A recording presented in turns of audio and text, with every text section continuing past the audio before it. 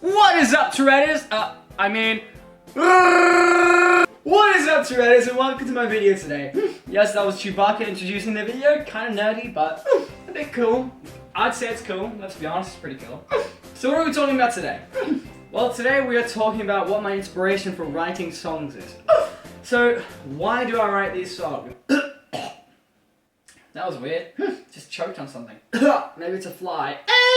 Why do I write these songs? What inspires me to write these songs? What happens in my everyday life that makes me write these songs? And by the way, I know the lighting is terrible. It's like, oh, woo, I'm a ghost. But don't worry, I'm buying some new lighting that should come in a couple of weeks, and all will be good.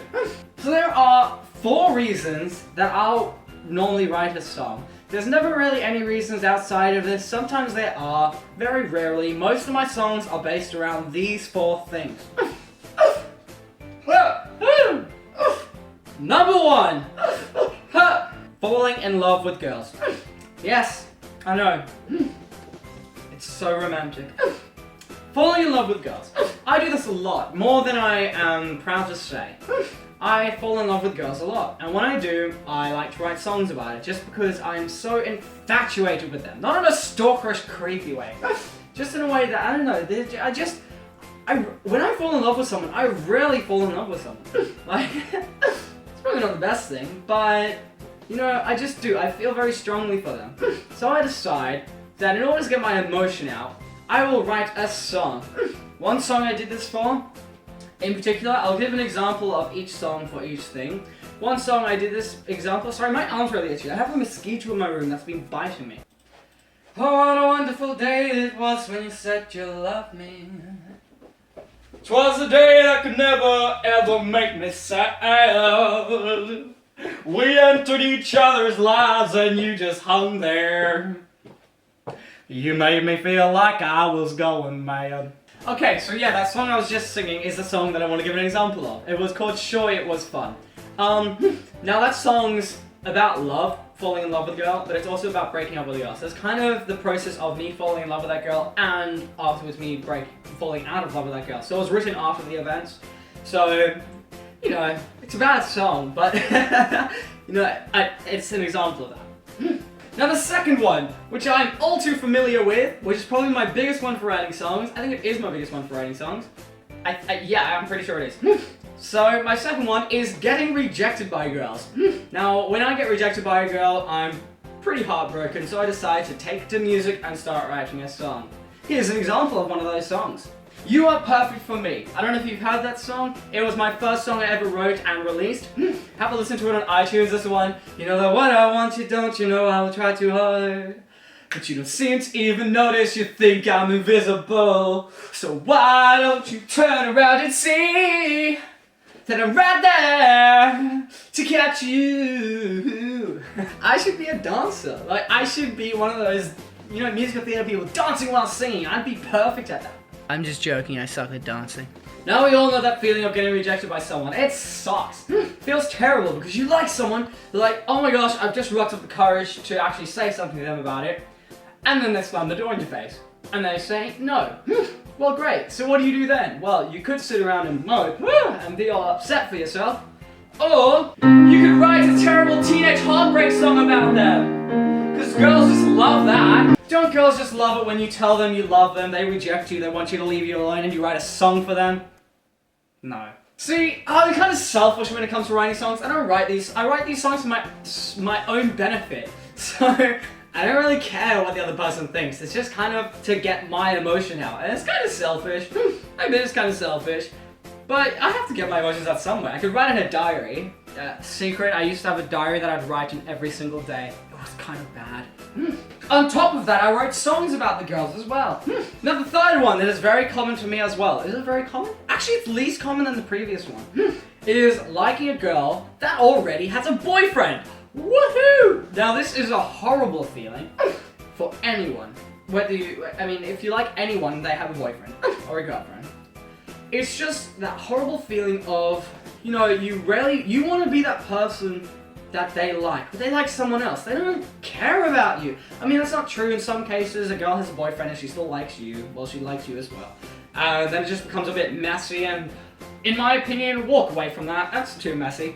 It doesn't feel good because they're looking up to someone else and you want to be that person and you're not that person. And it just feels absolutely crap. It's probably the worst feeling in the world.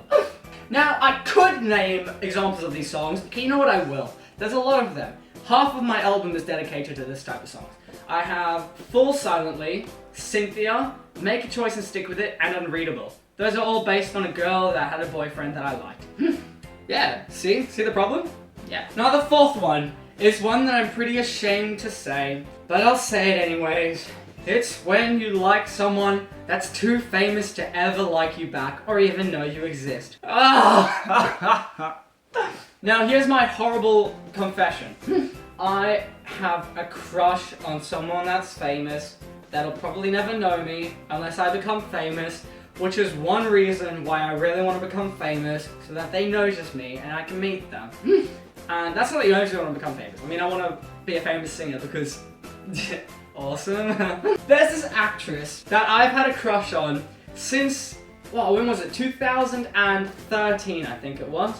When I went to the cinemas and saw a movie. Now, I watched the first movie the night before, and the next day I went to the cinemas to watch the second movie, the sequel that just came out. And I saw her in this movie, and in the first one she was pretty young, so I mean I didn't see anything of her. The second movie, oh my gosh, I fell in love straight away. Literally at the end of the movie, I was like, I love you! I actually shouted it out because I was in love. I went home and I just couldn't stop thinking about her. I watched movies on her all the time, and ever since that day, I've been in love with her. And I can't fall out of love with her. And the thing is, I'm probably not in love with her, I'm in love with all the characters she's portrayed. Which is the worst thing ever because I'm in love with a fake person. Well, multiple fake people that are one person. So what movies that I'm talking about? I'm not going to tell you the actress yet, I'm going to tell you the movies.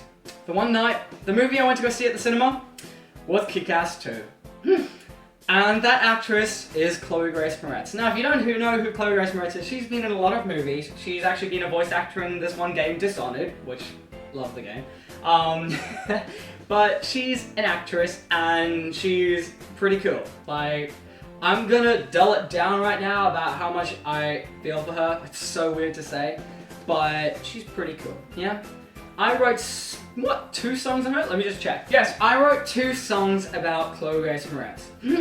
And these 2 songs, in my opinion, are my best songs, which says something. So I think if I want to be successful, I should keep writing songs about Chloe Grace Moretz.